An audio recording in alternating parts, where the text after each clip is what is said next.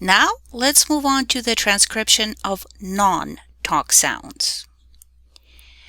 There is a fair number of nonverbal sounds we transcribe through imitation.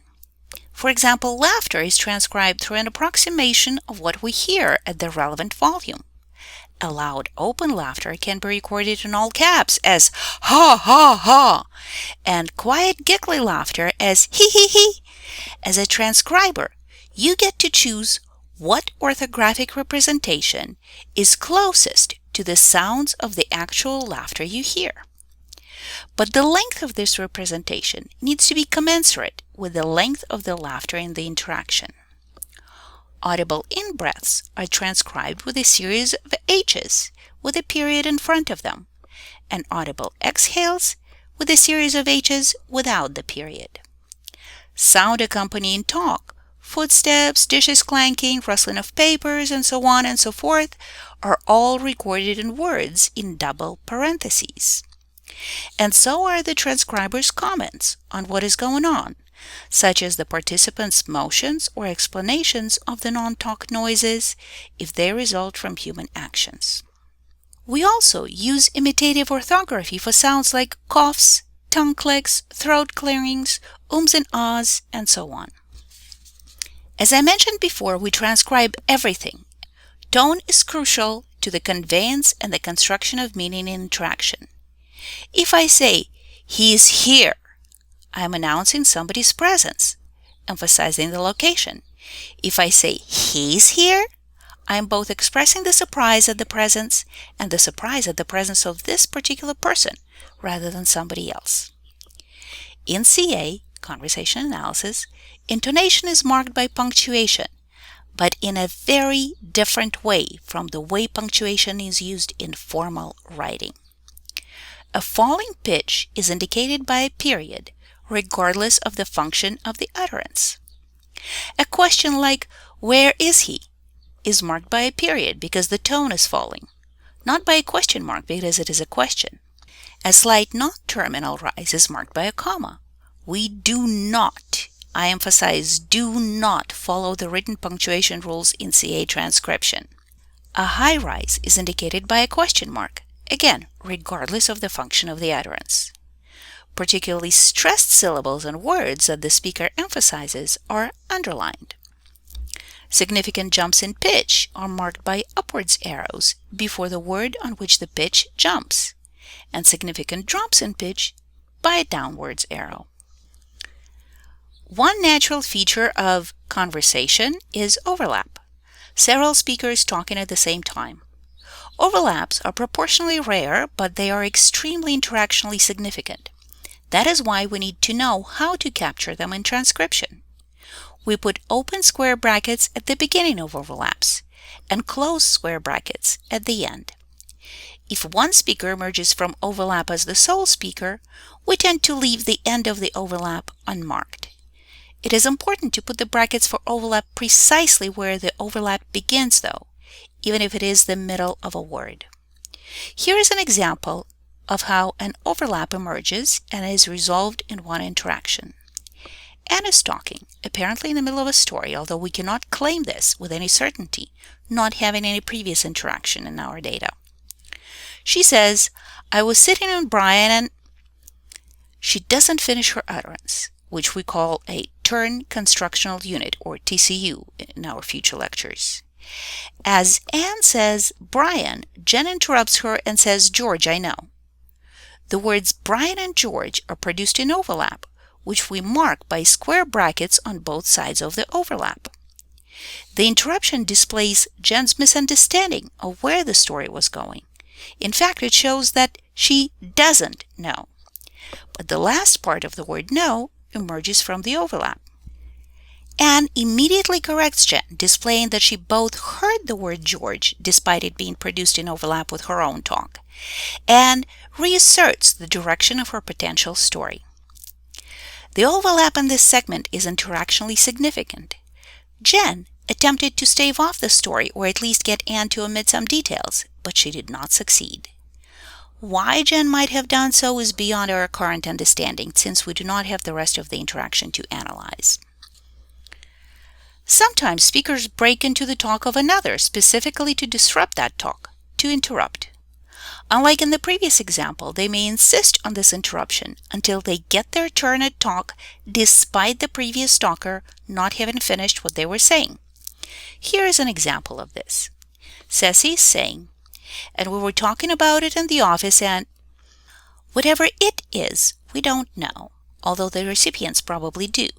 We would need to see the preceding interaction to ascertain this, of course. The Mark hears we were talking, and something about that triggers him to interrupt. He begins repeating, wait, wait, wait, wait, and raises his voice as Ceci continues to talk over his interruption. He persists on the multiple waits until Ceci abandons her turn. What Mark proceeds with further is evidence for both the part of Ceci's turn that triggered his interruption, and for the fact that he continued to hear what Ceci was saying. The stress on the word you were talking about it in the office, suggests he was not expecting Ceci to be engaged in whatever conversation she is reporting, and her word we includes Ceci. But his turn also includes the repetition of Ceci's turn, produced an overlap with his waits, talking about it at the office, although he changes the preposition, potentially indicating a different understanding. His voice rises quite high at the end of his first utterance, indicating surprise rather than a genuine question. The next TCU he produces is an extended stretch out why. Despite why being a question, it is not marked with a question mark at the transcript. That is because it is produced with a falling tone. Mark demands or requests an account from Ceci as to why she was engaged in the reported conversation. Notice the equal sign between the expression of surprise and the question in Mark's turn. The equal sign indicates that the utterances are latched, produced without any space between them, so as not to give space to another speaker to come into the conversation and the end of Mark's first overlap-free utterance. But repetitions are not always used to gain the floor. That doesn't belong to the interrupting speaker. They can also be used to hold the floor while the current speaker is searching for the right words, as evidenced by this turn from Dan from a different interaction.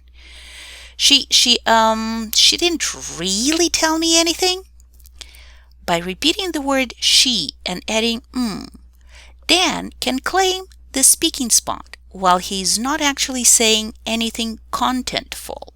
He appears to be finding ways to express what he intends to say while still holding the floor as the speaker through the repetition and the Despite the fact that humans normally interact without significant gaps between or within their turns, gaps or pauses do occur, and it is important to transcribe them properly.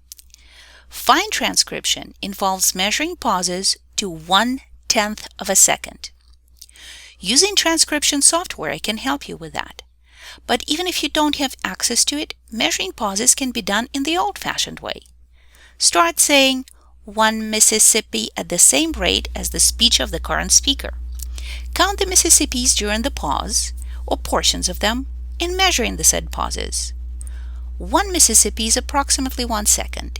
Each syllable in it is approximately 1/5 of a second, or 2/10. Calculate accordingly. One key factor to understand is that while quote-unquote normal conversation indicates that speakers of general American English treat gaps of 2/10 of a second as normal, that is not gaps or pauses, or indication that the speaker is done, or that the respondent is not responding. This is not universally true. In my own investigation of citizenship classrooms, for example, I found that what was normal and considered a non-pause, so to say, was 0.4 seconds, not 0.2. We have to look at how participants treat silences to understand them. Remember, CA is an ethnomethodological approach. If the participants in the interaction treat pauses of 4/10 of a second as non-pauses, so must we. Now let's look at another example. Eve offers her recipient some chamomile tea. She says, "Would you like some chamomile tea?" We do not know who she's addressing, but a pause of 4/10 of a second ensues.